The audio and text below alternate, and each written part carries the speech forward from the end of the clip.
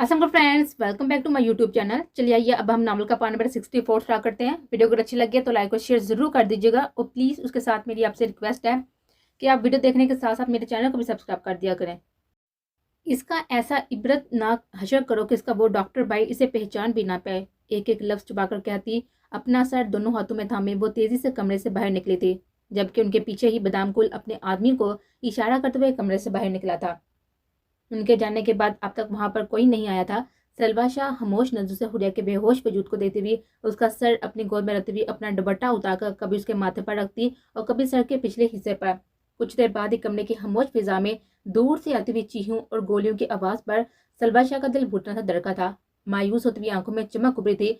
चीहों की आवाजें थमने लगी थी और कदमों की चाप आहिस्ता आहिस्ता करीब बनने लगे थे। दरवाजा ठा की आवाज के साथ ही खुलने की आवाजों से महसूस हो रहा था जैसे कोई बारी बारी सब कमरों की तलाशी लेता हुआ आगे बढ़ रहा है। अपने कमरे के बाहर किसी के कदम रुकने और फिर अगले ही लम्बे दार की आवाज से दरवाजा खुलने पर सलवा ने सख्ती से अपनी आंखें मीच कर खोली थी। दरवाजे के बीचों बीच खड़े बेराम शाह को देखते हुए सलवा शाह की आंखों से आंसू लड़ियों के सुर में बहे थे, जबकि बेराम शाह के पीछे आता हुआ आयसान सामने खड़े सामने नजर उठते ही पत्थर हुआ था। आगे बढ़ते हुए कदम जमीन पर जिकड़ गए थे। लाला ये होश में नहीं आ रही। बेराम शाह को तेजी से अपनी जगह जानिब बढ़ता हुआ देखकर उड़िया शाह का चेहरा हाथों में थामते हुए हिचकियों से रोते हुए कहा तो बेराम शाह को लगा कि किसी ने उसका दिल पांव तले कुचल दिया है। घुटनों के बल बैठते हुए दाएं हाथ में थामी पिस्टल जमीन पर रखते हुए सलवा की गोद में उठाते हुए हुरिया का सर अपनी थाई पर रखा था। दरकते दिल के साथ दाएं हाथ की दो उंगलियों को हुरिया के नाक के करीब करते हुए सांस को चेक करते हुए खिलाई पर नब्ज को टटोला था। कुछ नहीं हुआ, ठीक है, ये आइस इसे अस्पताल लेकर जाओ। वो जिंदा थी मगर नब्ज की मदम रफ्तार पर बेराम शाह का वजूद पूरी तरह से कपकपाया था। हुरिया शाह के खून से रंगते अपने हाथ देखकर बेराम शाह को अपना दम घुटता हुआ महसूस हुआ था कि तभी वो हड़बड़ा कर कहते हुए एकदम से गर्दन मोड़ते आयसान को बुत बना खड़े देखकर हल्के बट चलाया था, जिस पर आयसान के वजूद में हरकत हुई थी, जिसे देखते हुए बेराम शाह ने कपकपाते हाथों से हुरिया शाह के वजूद को बाहों में बढ़ते हुए कदम आयसान के जानब बढ़ाए थे। मुझे मेरी बहन से सलामत चाहिए आयसान, जैसी मैंने तुम्हारे साथ रुखसत की थी। एक एक लफ्ज पाकर कहते हुए हुरिया शाह को आयसान के हवाले किया था। आप आपकी बहन सही सलामत मिल जाएगी लाला, लेकिन मेरा दिल कह रहा है कि मैं अपनी बीवी को खो चुका हूँ। हाली हाली नजर हुरिया शाह के चेहरे को देते हुए सरगोशी नुमा लहजे में कहते हुए झटके से पलटता हुआ तेज तेज कदमों से आगे बढ़ा था, जबकि बेराम शाह की नजरें आयसान की खून से रंगवी शर्ट पर थी। उसके बाएं बाजू को गोली छूकर गुजरी थी। वैसे भी कई चोटें आई थी, लेकिन अब जैसे सब बेमैनी था। नजरें आयसान के पुसे होते भी अपने खून से रंगे हुए हाथों पर आए तो बेराम शाह घुटनों के बल जमीन पर गिरा था।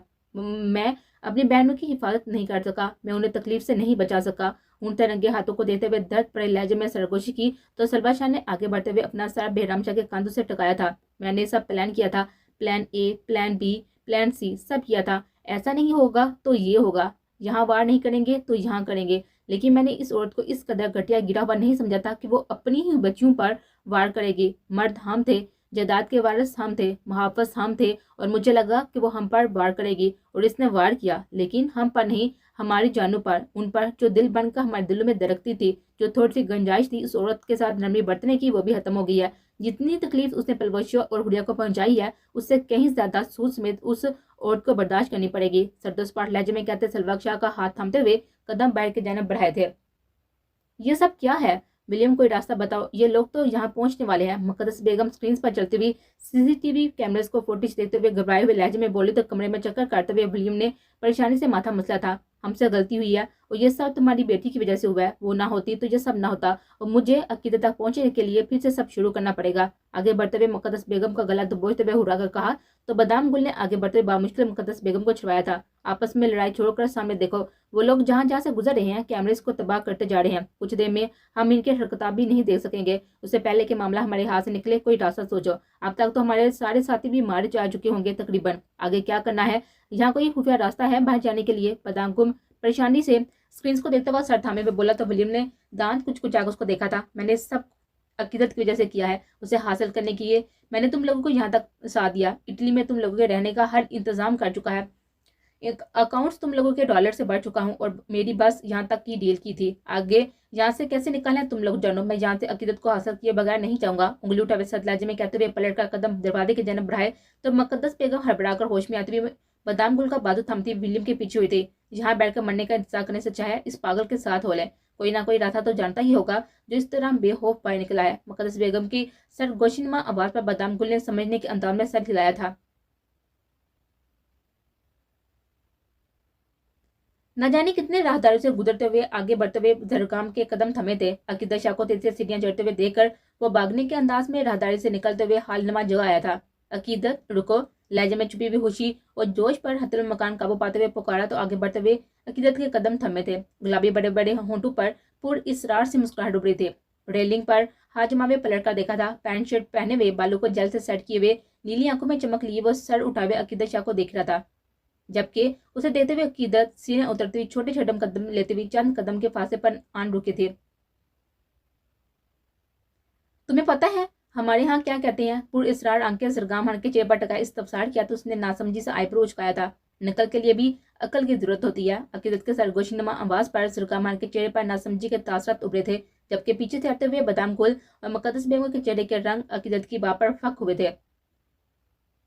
तुम्हें क्या लगा कि तुम मेरे शोहर की शक्ल लेकर मेरे सामने आओगे तो मैं पहचान नहीं सकूंगी, या तुमने ये सोचा कि तुम सरगाम खान बन जाओगे तो मैं तुम्हारे इस जुल्म को जो तुमने मेरे सामने इस औरत के साथ मिलकर करोगे उसे नजरअंदाज कर दूंगी क्योंकि तुम सरगाम खान होगे? और पता है पहचान मैं तुम्हें तब ही कही थी क्योंकि मेरे बंदे ने कभी क्लीन शेव नहीं की थी, और अगर वो कभी करता भी तो उसके चेहरे पर दाएं जन्म मौजूद दिल का निशान वाजा होता। और दूसरा ये कि मेरा शोहर सिर्फ एक ही ब्रांड की परफ्यूम यूज करता है, और तीसरी ये कि वो पठान है। वो उर्दू भी अपने पठानी एक्सेंट में बोलता है। हाथ पूछ पर बांधे हुए नजरें विलियम के सुर पड़ते हुए चेपर टकाए ठहर ठहर कर वो कहती उसके पाँव से जमीन खींच चुकी थी कि तभी अकीदत की बात खत्म होते ही मुकद्दस बेगम और बादाम गुल के पीछे से अरमान, बेहराम और हदायत शाह उन आन खड़े हुए थे।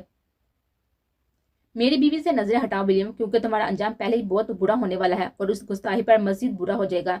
सटोस्पाट घर्षदार आवाज पर सबकी नजरें ऊपर की जानब उठी थी, जहां सरगाम खान ने दोनों हाथ रेलिंग पर झुकाए नीचे को झुकते हुए खून हवा नजर से विलियम को घूरा था। अब आपका होगा तो हम सब ये कैसे जानते हैं? तो मैं बताता हूँ, शुरू से बताता हूँ। सासू माँ, मुकद्दस बेगम को कानों से थाम कर रूह अपनी जान में करते हुए हदायत शाह ने स्पॉट लहजे में कहा तो मुकद्दस बेगम ने खुश पड़ते हुए हल को तर्क करते हुए इतराफ में निगाहें दुहराई थी।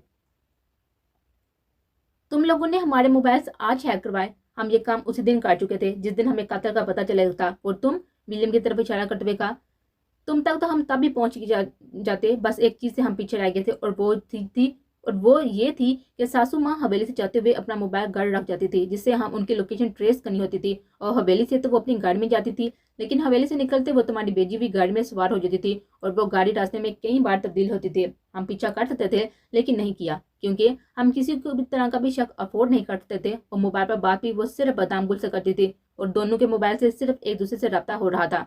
और तुमसे रब्ता कैसे हो रहा था इससे हम अनजान थे, इसलिए हमें तुम तक पहुंचने में देर होगी। और फिर ये भी हमें पता लग गया था कि रब्ते तुम्हारे दिए गए मोबाइल और सिम से हो रहा था। हम ये भी जानते हैं कि इन सब में बाहर का बंदा इन्वॉल्व है। और फिर क्या था, हमने हर उस बंदे का रिकॉर्ड निकाला जिसे कभी अरगमान, बलाज या जरगाम से लड़ाई हुई हो, क्योंकि माशाल्लाह ये तीन ही हस्तियां हैं जो हमें नया दुश्मन गिफ्ट करती हैं।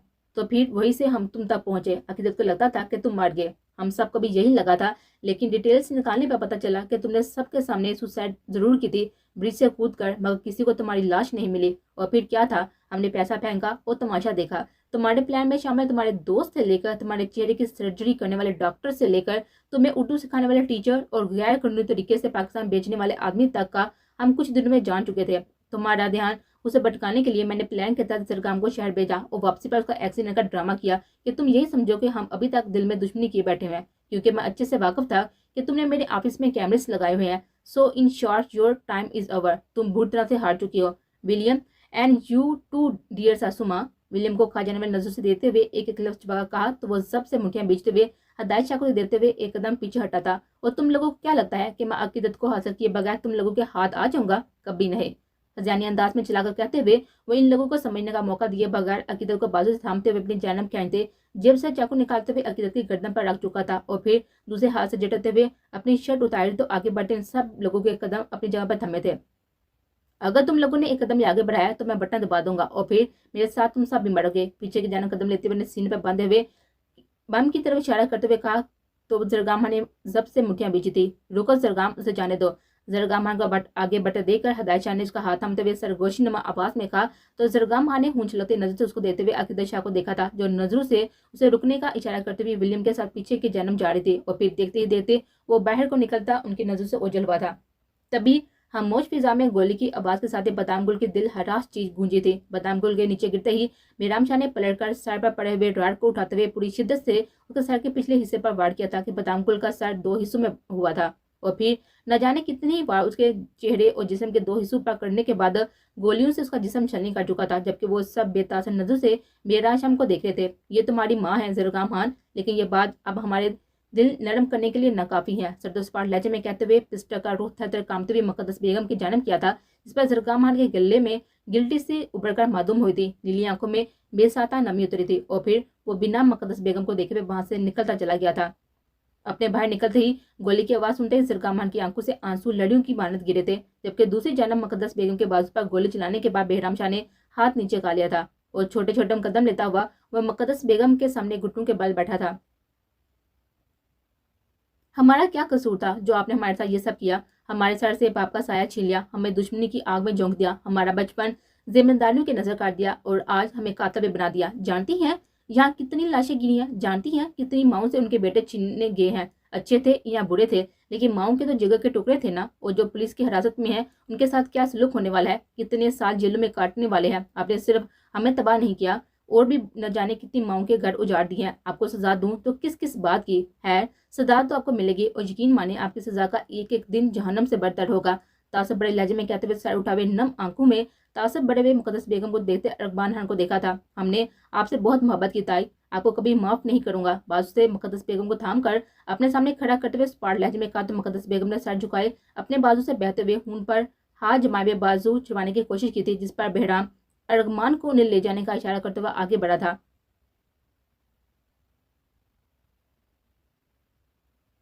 वो बाहर आए तो पुलिस की कुछ गाड़ियों के साथ पुलिस वाले खड़े थे। अकीदत के साथ जरगाम खान को देखते हुए वो यकदम चौकना हुए थे। नजर जरगाम खान के सीने पर गई तो उन्हें अंदाजा हो गया कि ये बहरूपिया है। उससे पहले कि वो लोग कुछ करते विलियम ऊंची आवाज में उन्हें खबरदार करता हुआ गाड़ी की जाने बढ़ा था। तभी बाहर हदायत उसके पीछे जरगाम खान बाहर आए थे। अपने बाहर निकलते ही गोली की आवाज सुनते हुए जरगाम खान की आंखों से आंसू लड्डू के मानत गिरे थे, जिन्हें हाथ की पूछ से साफ करते हुए वो आगे बढ़ा था। जैसे वो गाड़ी स्टार्ट करेगा अकीदत को दे देगी, अकीदत कूदेगी और हम विलियम के गाड़ी से निकलने से पहले फायर करेंगे। कान में लगी हुई ब्लूटूथ पर हाथ रखते हुए संजीदा लहजे में इंस्ट्रक्शन दी तो दूसरी जन्म से ये सुनती अकीदत ने दूर से सर असबाब में हिलाया था। विलियम ने बाजू से थमते हुए अकीदत को गाड़ी में धिक्का दिया था और फिर खुद भी इसी जानब से अंदर दाखिल हुआ था। यह मंजर देखते हुए जरगाम खान की आंखों में शोले भड़के थे, जबकि विलियम के गाड़ी स्टार्ट करने पर जरगाम खान ने जल्दी से अपनी गाड़ी स्टार्ट की थी। हदायत शाह के बैठते ही जरगाम जन से गाड़ी भगाता हुआ विलियम के पीछे हुआ था। अभी वो गाड़ी आगे बढ़ी ही थी कि दूर से आते हुए धमाके की आवाज और उड़ते हुए धुएं को देते जरगाम खान ने बेसाता ब्रेक लगाई थी। फटी पड़ी आंखों से सामने देते हुए झटके से दरवाजा खोलते हुए वो दीवाना वार जाना पड़ा था। अकीदत आके शोलों में लिपटी गाड़ी को देते हुए हदायत शाह हल्क के बल चलाया था, जबकि जरगाम खान बेजान होते वजूद के साथ घुटनों के बल वहां गिरा था।